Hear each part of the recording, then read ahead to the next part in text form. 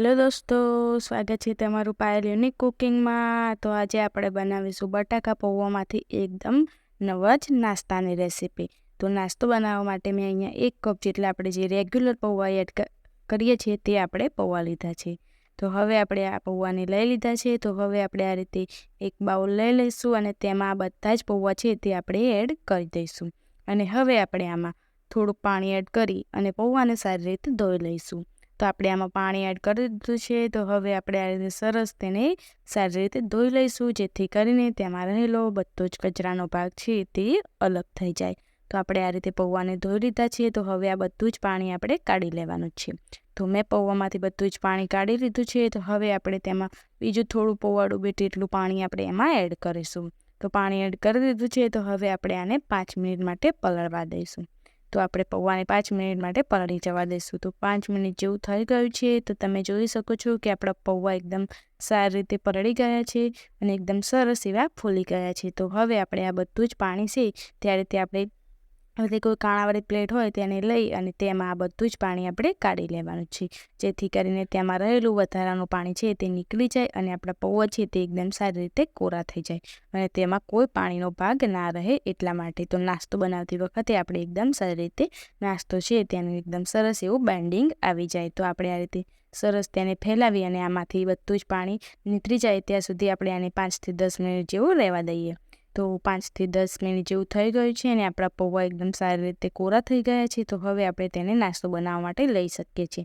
તો હવે આપણે આ રીતે એક મોટો તાસ લઈશું અને તેમાં બધા જ પૌવા છે જે પલાળીને રાખ્યા છે તે આપણે આમાં લઈ લઈશું। તો આ રીતે આપણે બધા જ પૌવા તેમાં લઈ લેવાના છે। તો બધા પૌવા મેં લઈ લીધા છે। તો હવે આપણે તેનો નાસ્તો બનાવવા માટે મેં બટાકાને 2 બાફી અને સરસ છાલ ઉતારીને આ રીતે મેશ કરી લીધા છે। તો આપણે આ મીડિયમ સાઇઝના બટાકા છે તે આપણે તેમાં લઈ લઈશું અને એક મીડિયમ સાઇઝની ડુંગળીને મેં ઝીણી ઝીણી ચોપ કરી લીધી છે તે પણ આપણે તેમાં એડ કરી દઈશું। અને હવે આપણે તેમાં થોડા કોથમીરના પાન છે તે પણ આપણે એડ કરી દઈશું। તો કોથમીર એડ કરવાથી તેમાં એકદમ સરસ કોથમીરનું ફ્લેવર આવી જાય છે। તો હવે આપણે તેમાં 4 થી 5 મોટી ચમચી જેટલો આપણે ચણાનો લોટ લીધો છે તે આપણે એડ કરી દઈશું અને અડધી ચમચી જેટલો હળદર પાવડર એડ કરી દઈશું।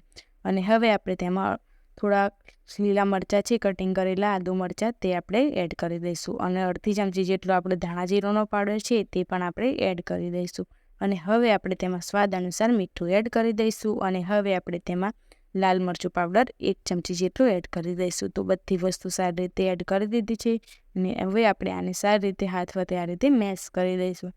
આપણે જે ચણાનો લોટ એડ કર્યો છે તેનાથી આપણા નાસ્તાનું એકદમ સારી રીતે બાઇન્ડિંગ આવી જાય છે, એટલા માટે આપણે ચણાનો લોટ એડ કરવો ખૂબ જ જરૂરી છે। જો અમારી પાસે ચણાનો લોટ ના હોય તો તમે તેની જગ્યાએ ચોખાનો લોટ પણ એડ કરી શકો છો।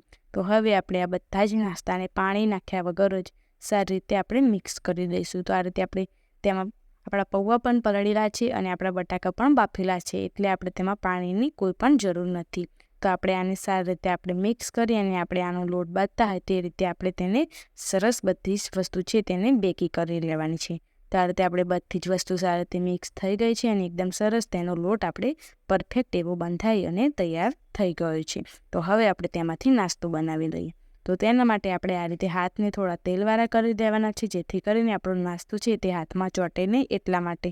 અને હવે આપણે આ રીતે તેનો સરસ એવો રાઉન્ડ શેપ આપી દઈશું અને એકદમ સરસ તેને ટિક્કી જેવો શેપ આપી દેવાનો છે। તો આ રીતે આપણે સરસ એવો નાસ્તો ટિક્કી જેવા શેપથી સરસ આપણે બનાવીને તૈયાર કરી શકીએ છીએ। આની જગ્યાએ તમે તેને ફિંગર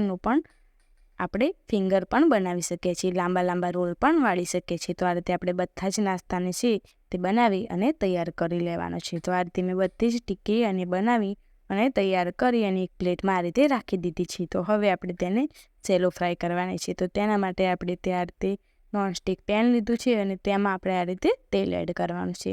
આપણે ટિક્કી અડધી ડૂબે તેટલું આપણે તેમાં તેલ એડ કરીશું। તો હવે આપણે તેમાં થોડુંક વધારે પડતું તેલ આપણે આ રીતે એડ કરી દેવાનું છે અને તેલને આપણે સરસ ગરમ થવા દેવાનું છે।